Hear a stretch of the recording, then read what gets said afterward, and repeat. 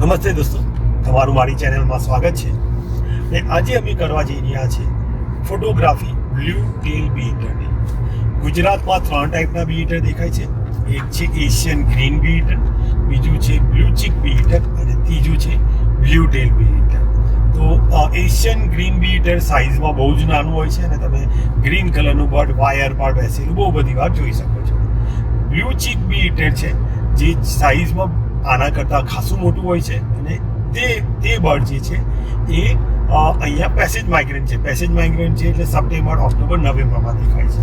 અને ત્રીજું જે બી ઈટર છે કે જેનું નામ છે બ્લુ ટેલ બી ઈટર, જેની પૂંછડી વાદળી કલરની હોય છે. અને આ બર્ડ તમને દેખાય છે મે મહિનામાં. અહીંયા એ મે મહિનાની અંદર બ્રીડિંગ કરવા માટે આવે છે. એટલે અહીંયા એમના તમને માળા બનાવવાની ક્રિયાઓ કરવા આવે છે. તો અહીંયા તમને એમનું બ્રીડિંગ બિહેવિયર જોઈ શકાય છે. અમારો એક વિડીયો છે જેની અંદર આખું બ્લુ ટેલ બી ઈટરનું નેસ્ટિંગ બિહેવિયર બનાવેલું છે, જે તમને અહીંયા લિંક આવશે એની અંદર જોઈ શકો છો. તો જોઈએ આજે અમને આ ગાંધીનગર એરિયામાં બ્લુ ટેલ બી ઈટર મળે છે કે નહીં. Finger cross. તો આ છે બ્લુ ટેલ બી ઈટર. બી ઈટરને ગુજરાતીમાં પતંગો પણ કહેવામાં આવે છે. ઓલ ઓવર તમે જુઓ તો એનો ગ્રીન કલર છે અને તેનો ફેશિયલ માસ્ક બ્લેક કલરનો છે. એને ગળાની અંદર રફો સ્પાટ દેખાય છે. અને જે મેઇન ફીચર્સ જેને બીજા બી ઈટરથી ડિફરન્સ કરે છે, જે એની છે પૂંછડી ઉપરનો ભાગ. તમે જુઓ એની પૂંછડી અને એનું રંપ એ આખું જ બ્લુ કલરનું છે, જેના પરથી એનું નામ પડ્યું છે બ્લુ ટેલ બી ઈટર. હવે આ જે પોઈન્ટ છે એ તમને મદદ કરશે સપ્ટેમ્બર, ઓક્ટોબરમાં, જ્યારે પેસેજ માઇગ્રન્ટ બર્ડ બ્લુ ચીક બી ઈટર તમને દેખાશે. બ્લુ ચીક બી ઈટરની પૂંછડી બ્લુ કલરની નહીં હોય.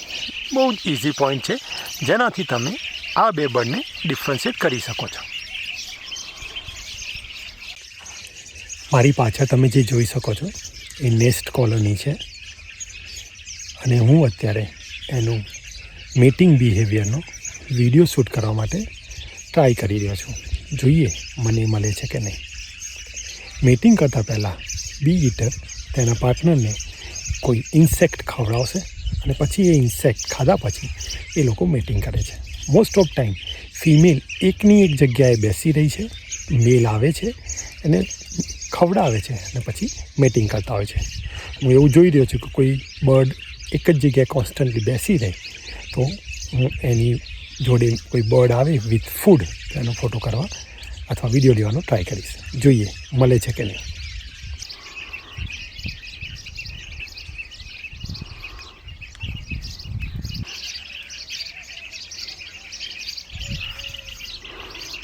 અત્યારે તમે 2 ટાઈપના બી ઈટર એક સાથે એક ફ્રેમમાં જોઈ શકો છો.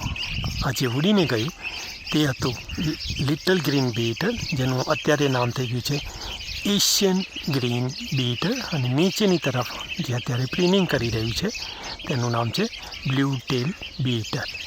તમે સાઇઝનો ડિફરન્સ જોઈ શકો છો.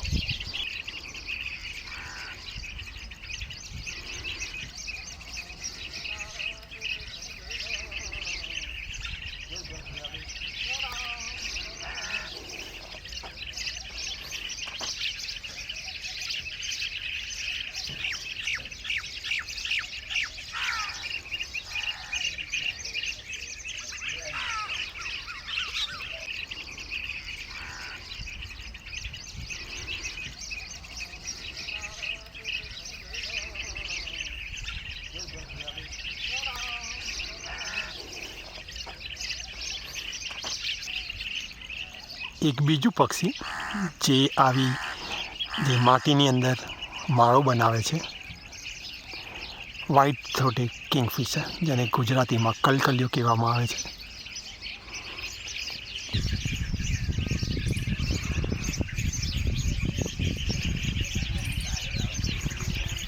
જોતાં એવું લાગે છે કે અહીંયા ચકલી અને ચકલાએ પણ માળો બનાવ્યો છે.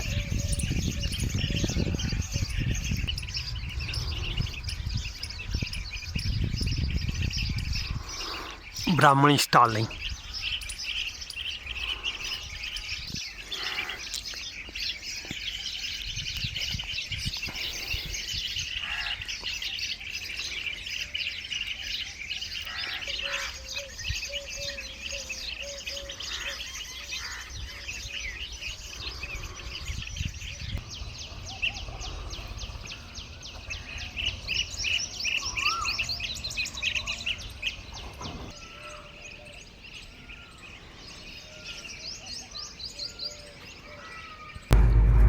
તો અમે સવારમાં બ્લુ ટેલ બી ઈટર જોવા નીકળ્યા હતા અને અમને બ્લુ ટેલ બી ઈટર મળ્યું જ્યાં દર વર્ષે એ એમની કોલોની બનાવે છે ત્યાં જ મળ્યું. ત્યાં અમને મેટિંગ કરતી પેરો મળી, ત્યાં મને નેસ્ટ બનાવતા પેરો મળી, હન્ટિંગ કરતા બર્ડ્સ મળ્યા. આના સિવાય બીજું અમે જોયું કે સેમ જગ્યા પર હાઉસ પેરો, બ્રાહ્મણી સ્ટાર્લિંગ પણ નેસ્ટ બનાવી રહી છે.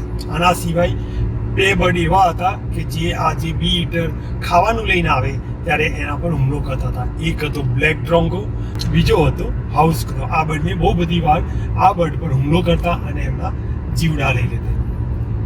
આના સિવાય બ્લુ ટેલ બી ઈટર સિવાય અમને બીજા બહુ બધા બર્ડ્સ મળ્યા જે આ કેવિટીની અંદર નેસ્ટ બનાવી શકતા હતા. એમાં હાઉસ પેરો તો નેસ્ટ બનાવી ચૂક્યો હતો, અમે એના 2 નેસ્ટ જોયા. એના સિવાય બ્રાહ્મણી સ્ટાર્લિંગ જોઈ, અમે વ્હાઇટ થ્રોટેડ કિંગફિશર જોઈ. તો ઓલ ઓવર આ જે કોલોની છે ત્યાં બહુ બધા બર્ડ નેસ્ટ બનાવતા હશે એવું અમને લાગે છે. તો આ હતો અમારો આજનો વિડીયો બ્લુ ટેલ બી ઈટરનો. તો આ વિડીયો તમને કેવો લાગ્યો એ જરૂરથી જણાવજો અને આવા બીજા વિડીયો જોવા માટે અમારી ચેનલને સબસ્ક્રાઈબ કરજો. Thanks for watching.